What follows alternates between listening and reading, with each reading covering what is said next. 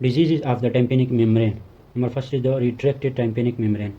The appearance of the tympanic membrane in cases of the retracted tympanic membrane appear as dull and rustless. The cone of light when passed in cases of the retracted tympanic membrane, the light may be interrupted or absent.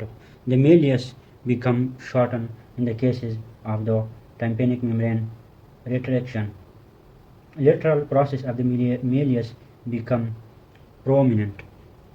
Malleus lateral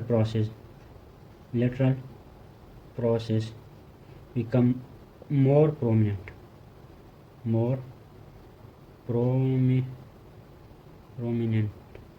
It's become more prominent in the cases of the retracted tympanic membrane. Anterior and posterior malleolar fold become sickle shaped. The interior and posterior surface of the malleus become sickle shaped. The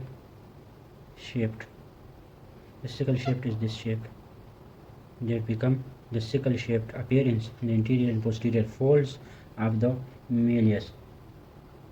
A retracted tympanic membrane occur as a result of the negative intratympanic pressure. As a result of the negative intratympanic pressure or the pressure in the tympanic membrane. When the pressure become negative, the retracted tympanic membrane diseases occur. In the cases of when the eustachian tube is blocked, the negative pressure develop. When the eustachian tube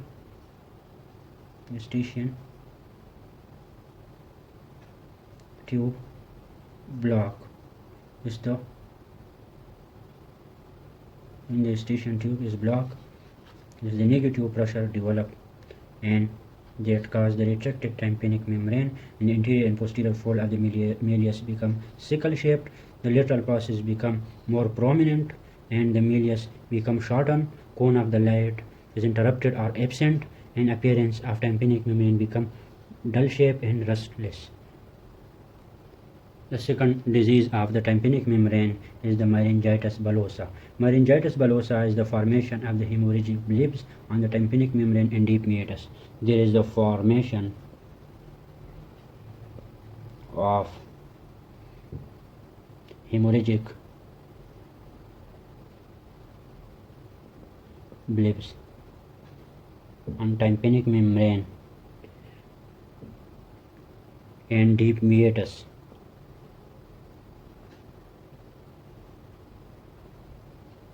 This is a painful condition, and the patient complains of pain.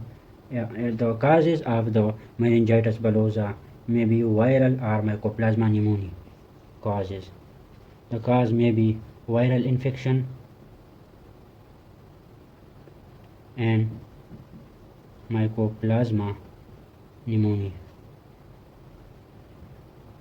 Mycoplasma pneumoniae is the bacterial infection that cause the meningitis bullosa.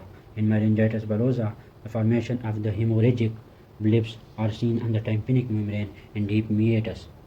The herpes zoster oticus is the viral inflammation of the tympanic membrane that may involve the geniculate ganglion of the facial nerve.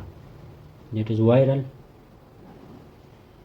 infection or inflammation of the tympanic membrane. Herpes zoster virus most commonly involve the geniculate ganglion of facial nerve. Geniculate ganglion of facial nerve. In the cases of the herpes zoster oticus, the appearance of vesicle on the tympanic membrane seen. Appearance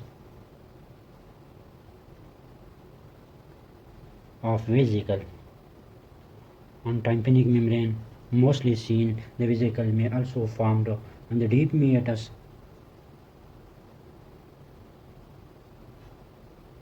and other area of the tympanic membrane, and also form the vesicle on the concha and retroauricular sulcus.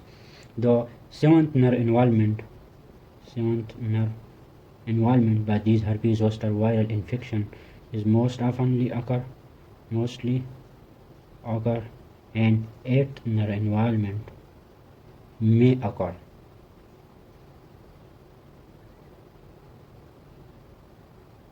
The Myringitis granulosa are the formations of the granulosa, the granular formation on the outer surface of the tympanic membrane. It may be associated with impacted wakes. There is granuloma formation.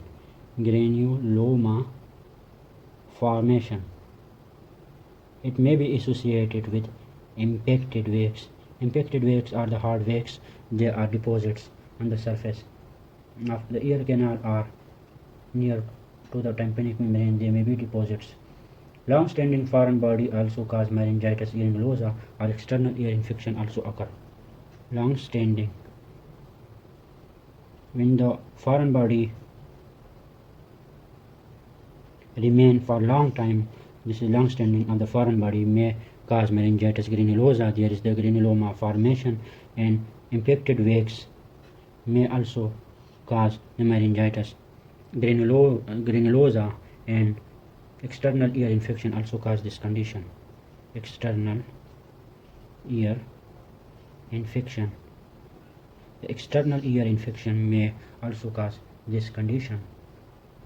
The fifth number disease of the tympanic membrane is the traumatic rupture. The tympanic membrane may be ruptured by trauma due to hairpin. The tympanic membrane may be ruptured due to trauma by hairpin or matchstick or unskilled procedure and attempts to remove the foreign bodies. They also rupture due to sudden change in air pressure, or forceful valve salva may also rupture the tympanic membrane, and the tympanic membrane become very thin and atrophic. The pressure by fluid columns, example diving and water sports, or forceful syringing may also cause this, the trauma of tympanic membrane, and the traumatic rupture of tympanic membrane occur. The fracture of the temporal bone during accidents or other injury may also cause the rupture of the tympanic membrane.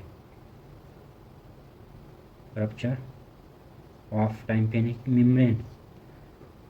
The treatment for the tympanic membrane when become rupture include reposition and splinted.